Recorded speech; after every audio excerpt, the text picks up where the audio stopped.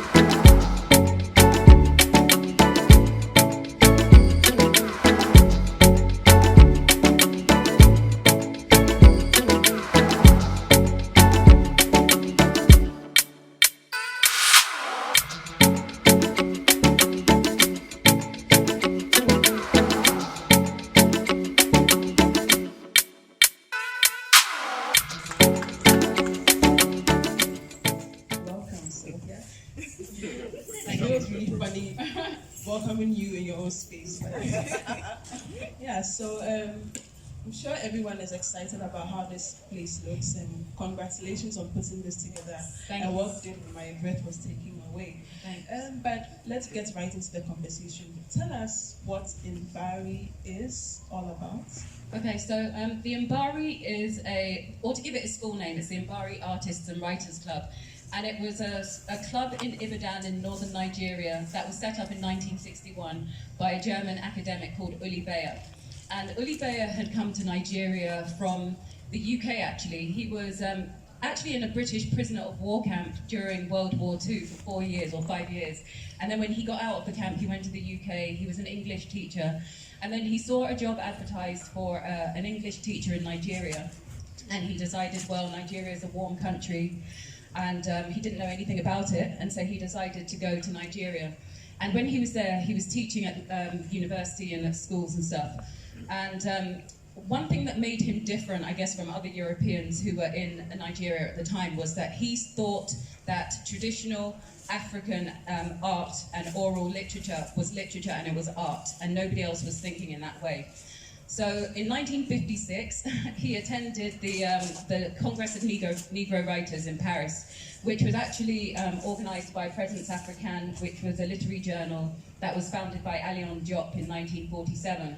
And at this conference, you had people like James Baldwin, Frantz Fanon, Richard Wright, Aimé Césaire, Leopold Senghor, people from all over the black world, effectively. And it was basically a conference that was based on negritude, which was the philosophy of black consciousness, like celebrating black identity and black cultural values.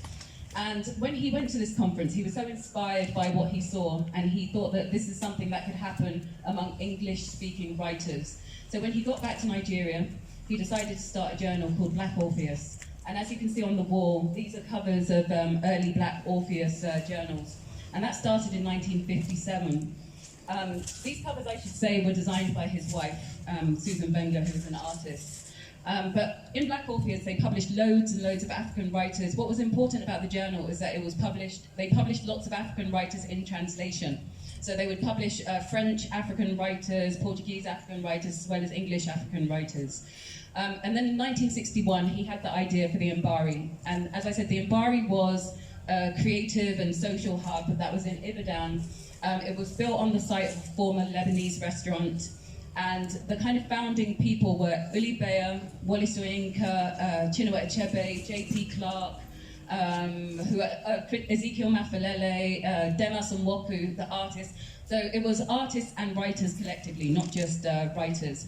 And somebody described the Mbari as, they described it as like a laboratory for post-colonial artistic experimentation. And I think that's a really good description of it. It was a place where all these people came together, writers, artists, intellectuals, other creatives, and they had a purpose of kind of reinventing and affirming Nigerian identity in particular, but also African identity in general.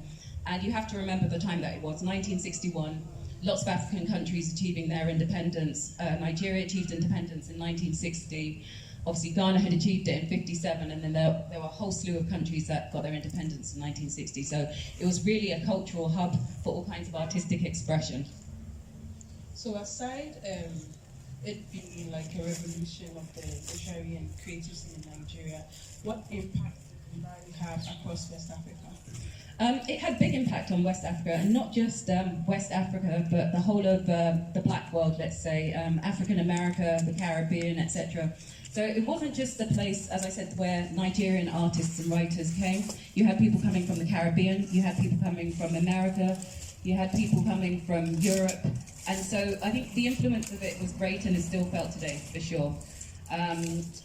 There was, in Ghana, there was a literary journal, Ochami, which came out in 1960, so that was the year before Mbari opened, but a few years after Black Orpheus came out. And as I said, I mean, it attracted people from all over, so its influence was great. And were there any other Mbari set up across the world aside?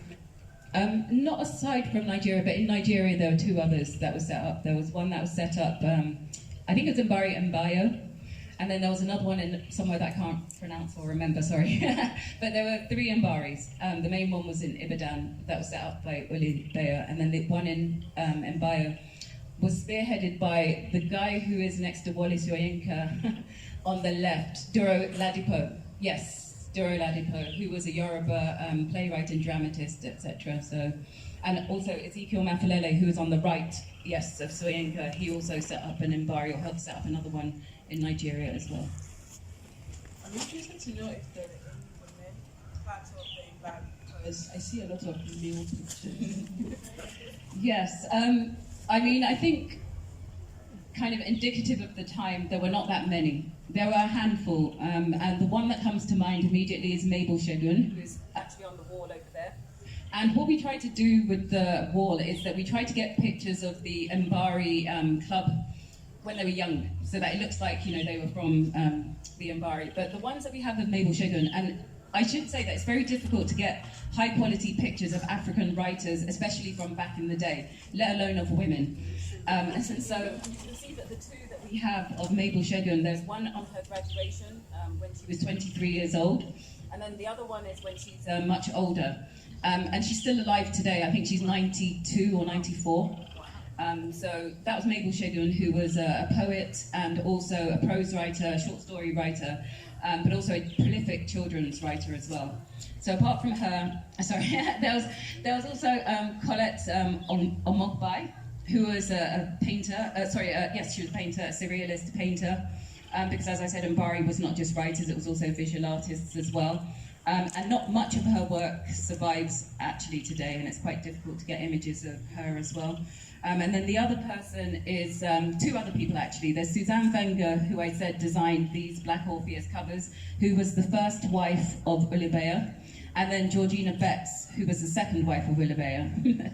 And so they are kind of like the four women that I can think of off the top of my head who were kind of pivotal in Mbari. And were there any Ghanaian writers or creatives who were part of the Mbari or joined Mbari later? Yes, not necessarily the Mbari. Black Orpheus used to publish, they published Ama Saidu, they published Kofi Awanoi as well. So Mbari started a publishing house soon after the club was started. And so they used to publish people quite early on in their careers, and so Kofi Awanoi definitely was one of them. I think Effia Sutherland as well. So yeah, there were quite a few. There was a handful of people. I'm going to get into why we have Mbari in Lota, Ghana, but before I do, I'd like you to just take us quickly through the images, just so we know who is who. Okay.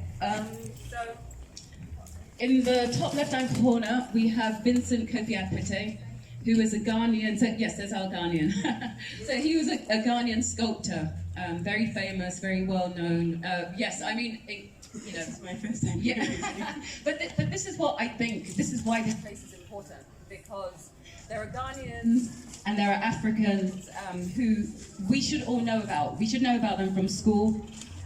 primarily, but because our schools don't teach us these things, then we should try to find out about them themselves. So yes, there are these people on the wall that we don't know about, but you know, I don't think there's any shame in not knowing about it. This is why hopefully people will come here and they will learn about these people. So Vincent Kofi Akwete in the corner there, from Ghana. Dennis Brutus, the South African poet and writer, right next to him. Mabel Shegun, who I was just talking about, from Nigeria, the Nigerian poet and children's book writer. So there are two pictures of her there because she's the only woman. And as I said, there's the graduation picture when she was 23 on the left, and then on the right it's her as an older woman, and she's still alive today in her 90s. And then below Mabel Shegun, that one picture there is a picture of Uli Beyer, the German founder of the Mbari. So that's him on the right. This is Black Orpheus Journals, as you can see on the four pink pillars, above the four pink pillars. And then our central point over there, the Mbari, where the sign is. In the middle you can see Wole Soyinka, the Nigerian poet, playwright and prose writer. He's in the centre because many of you know, and especially if you've been on the tour, you know that Wole Soyinka was the first African to win the Nobel Prize for Literature in 1986. You have an Mbari space in Lotad. To be honest, ever since I conceived the idea for the library, I knew that I wanted to have like a cafe-type space within it. And I knew that that place would be named after the Mbari and be based on the Mbari. And I think it's, you know, I'll retell a story that Paulina, I hope she doesn't mind me mentioning her, but when she came here the first time, which was about 3 weeks ago, she was talking about Maya Angelou's famous book in her autobiographical series, which is All God's Children Need Traveling Shoes, which I think is number 5 in the series. And in that book, she talks about her time living and working in Ghana in the 60s, when obviously you had Kwame Nkrumah as president, you had all these people who not even gravitated, they came to Ghana at Nkrumah's invitation, and just because it was the place where, it was an exciting place, it was an intellectually stimulating, politically attractive place to be.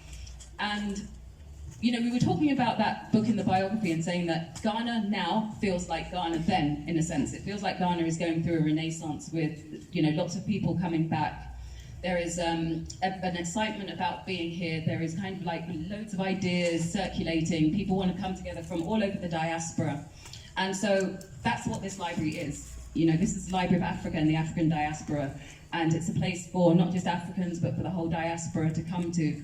And when we talk about ideas, and we talk about philosophy, and we talk about what it means to be African today and diasporan today, I want this place to be what the Mbari was, definitely. And so it was never any doubt in my mind that we would do an Mbari here. It was just a case of getting it together, and now we've got it together, so. Thank you.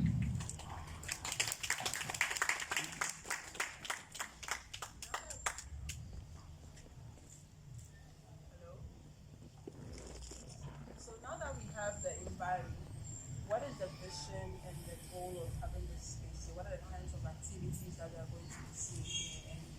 And let me just push the limits and say, what do you think Mbari can produce in the next 10 years? Wow. In the next 10 years. Okay, let me start with another anecdote story. So we have some child members who are here that are sponsored by an anonymous donor from America. And he sponsors 15 children to be members of the Mbari. To be members of LOTAD, And so they come here at least once a month, and they're brought here by our friend Kwame Oseasanti, who brings them here. And the other day they were here picking up their books, and we do a story time with them. And at the end, before they were leaving, they were sitting inside the library, and one of them said, Auntie, I want to write a play. And so I said, okay, you know, have you got a notebook to write the play? And so we gave her a notebook, and they were getting so excited about writing this play. And I said, actually, now we have a stage. And so I brought them out here, and they were so excited. Honestly, when they got on the stage, it was like they transformed different children. And so in 10 years' time, I would hope that those children are writing plays because or prose or poetry or anything, because they've been supported here to do that, but also they've seen, by looking at all the pictures on the wall, all the pictures on the Mbari here, that actually writing is a career that, you know, it's a viable career, let's say. So that's kind of the vision in 10 years' time. So that's it today for the launch of the Mbari at the Library of Africa and the African Diaspora. It's a really great space to use for events, to have conversations. It'll be a cafe during the daytime, an event space in the evening. So I just wanted to show you this little space here. And we're going to do a little socializing now. It was a small event to launch the space. So thanks for watching, and I'll see you next time.